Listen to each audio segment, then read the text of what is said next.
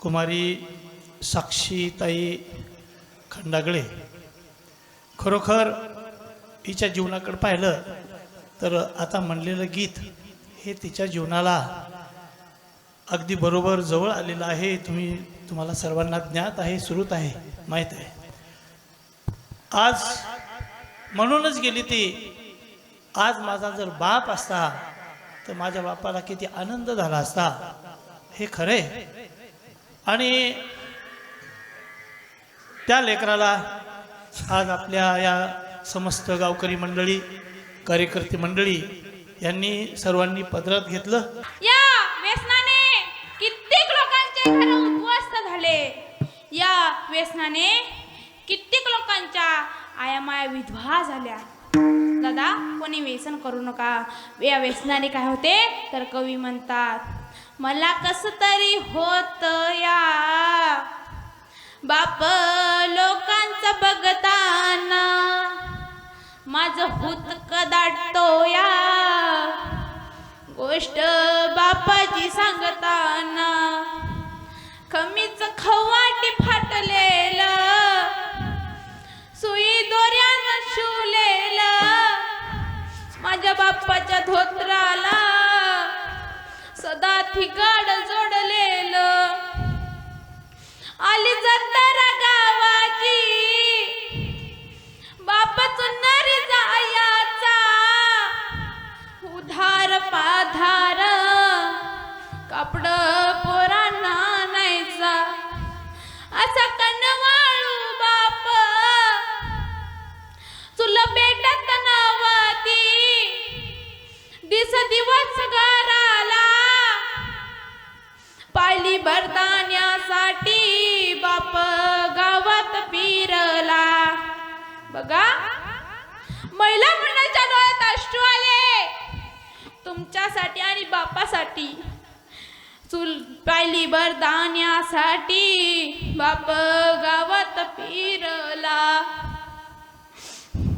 जुन्या पाटक्यानं बाप आमचं दुःखल फुकल,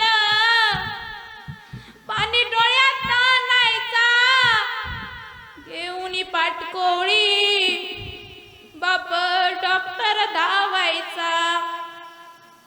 बाप मनात झुरायचा, लग्न लेकीच करीन, डांग्या डुंग्या हुंड्यासाठी शत मळ्यान विकीन. असा कनवाळू बाप जेव्हा सोडून या गेला, बावले कवीचा जीव वनवासी झाला. मला कस तरी होत या बाप लोकांचं बघताना, माझं भूत कदडतो या गोष्ट बापाची सांगताना. गोष्ट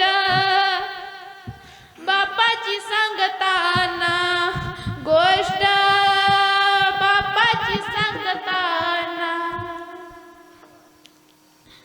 ऐका मंडळी, आज आपल्या गावातलं एक लेकरू, या मातीतून उगवलेला कोंब, हरिभक्तपरायण कुमारी साक्षीताई खंडागळे, खरोखर हिच्या जीवनाकडे पाहिलं तर आता म्हणलेलं गीत हे तिच्या जीवनाला अगदी बरोबर जवळ आलेलं आहे. तुम्हाला सर्वांना ज्ञात आहे, श्रुत आहे, माहीत आहे. आज म्हणूनच गेली ती, आज माझा जर बाप असता तर माझ्या बापाला किती आनंद झाला असता, हे खरे. आणि त्या लेकराला आज आपल्या या समस्त गावकरी मंडळी, कार्यकर्ते मंडळी यांनी सर्वांनी पदरात घेतलं. आणि या लेकराला या नारदाच्या गादीवर उभं राहण्यासाठी अधिकार दिला.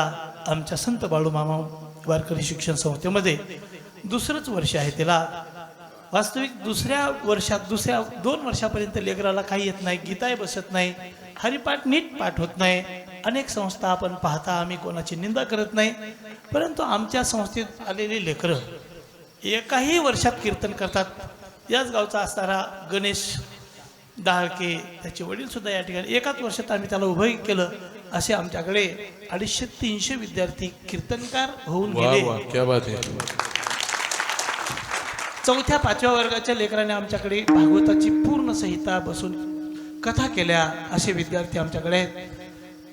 जगद्गुरु तुकोबारायांचा पांडुरंगा गुरु प्रथम अनुमान हा अभंग 100 कडव्याचा आमच्या सर्व लेकरांचा पाठ आहे. वाह.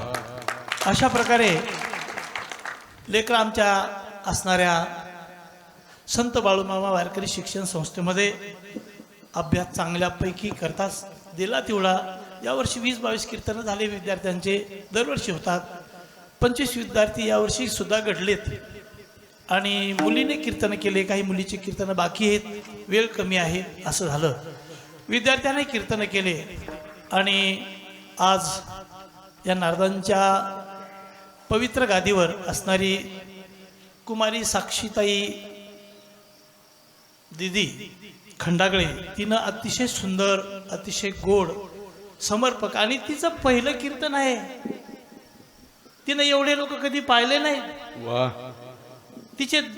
ती खूप लहान आहे आणि तिच्या डोळ्यासमोर 1000 डोळे इथं तिच्याकडे पाहतात. महाराज, त्या गादीवर उभं राहून बोलणं एवढं सोपं आहे? वाह. सोपं नाही, सोपं समजू नका.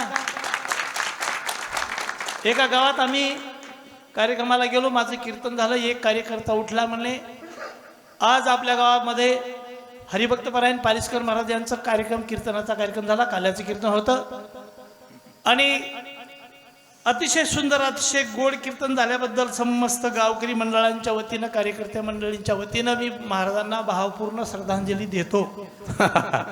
असा म्हणे. अरे मी जित आहे रे, अजून असं नको म्हणू. म्हणजे लोकांना काय बोलतो याचं भान राहत नाही. इतकं सोपं आहे तिथं उभं राहून पहिलं कीर्तन करायचं म्हणलं की त्या विद्यार्थ्याला अगदी भर हिवाळ्यात सुद्धा घाम आल्याशिवाय राहत नाही. इतकं सोपं नाही. म्हणून या ठिकाणी आपल्या गावातलं लेकरू अतिशय सुंदर, देवाचे हे द्वारे, देव या पदावर तिनं सुंदर चिंतन केलेलं आहे. इतकं सोपं आहे का?